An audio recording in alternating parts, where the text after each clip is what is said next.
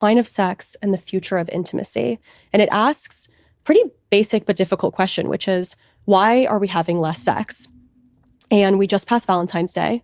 So I thought it was the perfect time to have you on to talk about the book and to understand how it is that we live in a extremely sex positive, sex saturated society, maybe the most in human history.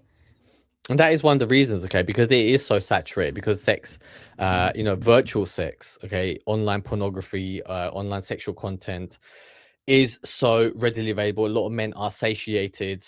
They have the feeling, they don't have the feeling, the burden to go out because they are, in essence, depleted of their life force, of their sex energy, where they do not need to go out anymore and find a real mate, because the prospects of finding a real mate is becoming ever increasingly more and more difficult, because everything is more expensive. Women are choosing the richest man that there is available to them, the person who is has most resources available, an ambitious man who may potentially in the future have access to all those resources, status and fame, all come under that umbrella.